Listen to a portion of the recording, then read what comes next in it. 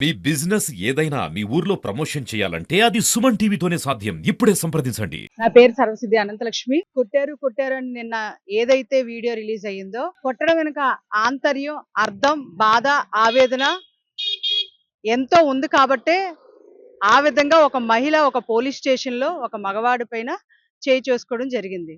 ఎవరైతే కంప్లైంటర్స్ ఉన్నారో ఆ కంప్లైంటర్స్ కి ఇచ్చిన కేసు బట్టి అక్కడికి పిలిపిస్తే ఆ రోజు నాకు కూడా డబ్బులు ఇవ్వాలని తెలిసి నేను కూడా స్టేషన్కి వెళ్తే రాచమర్యాదలతో కూర్చోబెట్టి ఆ ఆర్థిక నేరగాడితో మాట్లాడుతున్నప్పుడు నన్ను దూషణకి నానా మాటలు దుర్భాషలాడి ఒక ఆడదాన్ని అనవలసిన మాటలు కూడా అనకుండా తిట్టాడు కాబట్టి ఆ రోజు ఆ పరిస్థితిలో నేను చేయి చేసుకున్నాను.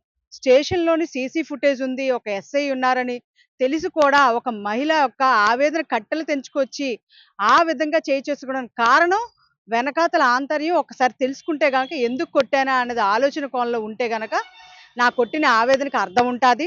అలాగే నాకు 2017లోనే ఆ వ్యక్తి నాకు డబ్బులు ఇవ్వాలి.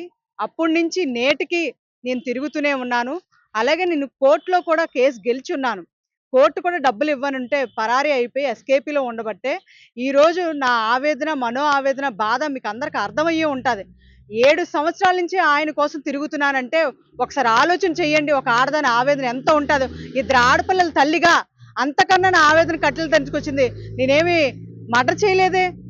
నేను చెప్పుతోని నోటికి అదుపులో పెట్టడం కోసం ఆ విధంగా చేశానే తప్పితే ఇంకో విధంగా కాదండి.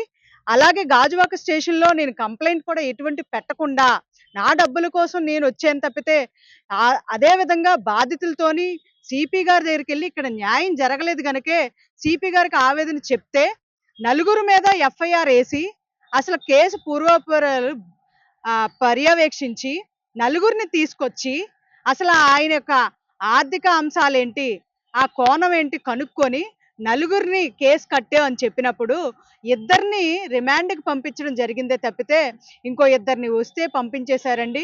ఇక్కడ గాజువాక స్టేషన్లో న్యాయం జరగక సిపి గారి దగ్గరికి వెళ్తేనే ఇంత న్యాయం జరిగింది కనుక సిపి గారికి ప్రత్యేకమైన నమస్కారాలు తెలియజేసుకుంటూ నా కుటుంబ ఆవేదన, నా బాధ ఒకసారి అర్థం చేసుకుంటారని కోరుతూ, అలాగే ఏ హయ్యర్ అథారిటీతో ఈ ఫుటేజ్ బయటకు వచ్చింది, ఏ రాజకీయ కుట్ర కోణంతో ఈ సిసి ఫుటేజ్ బయటకు వచ్చిందో కోర్టు ద్వారా నేను న్యాయ పోరాటం చేస్తాను.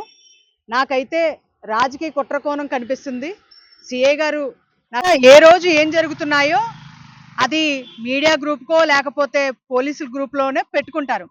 మార్చి 2వ తారీఖు నుంచి మార్చి 30వ తారీఖు వరకు జరిగినటువంటి సీసీ ఫుటేజ్లు కానీ ఆ రోజు ఆ వ్యక్తి పైన ఏ రోజైతే కేసు నమోదయ్యిందో, ఏ రోజు కోర్టుకు పంపించారు, ఏ కేసు మీద కోర్టుకు పంపించారు, ఏ కేసు మీద రిమాండ్కి వెళ్ళారు, ఏ ఎఫ్ఐఆర్ల మీద కేసు కట్టారన్నది అది ఏ మీడియాకైనా లేకపోతే పోలీస్ గ్రూప్లోకైనా వేసారా, ప్రెస్ మీట్ పెట్టారా, అవన్నీ వదిలేసి నిందితుడిని కాపాడే విధంగా ప్రయత్నం చేశారనడానికి ఇది ఒక్కటి చాలదా అండి?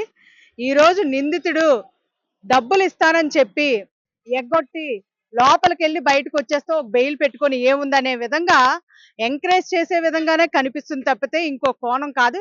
ఇదంతా కుట్రపూరితంగానే జరిగింది తప్పితే రాజకీయ కోణం, కుట్ర కోణం ఇందులో ఉన్నాయని ఏప్రిల్ 6వ తారీఖున జరిగినటువంటి సంఘటన బట్టి అర్థమవుతుంది.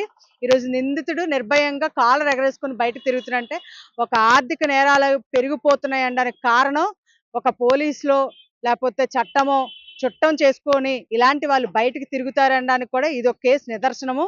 ఈరోజు ఆర్థిక నేరాలు పెరిగిపోతున్నానికి ఒక ఆర్థిక నేరగాడికి ఆధార్ కార్డు కానీ బ్యాంక్ అకౌంట్ కానీ ఇవ్వకుండా చట్టపరంగా కోర్టులోని చట్టాలు చేయాలని కోరుకుంటున్నానండి.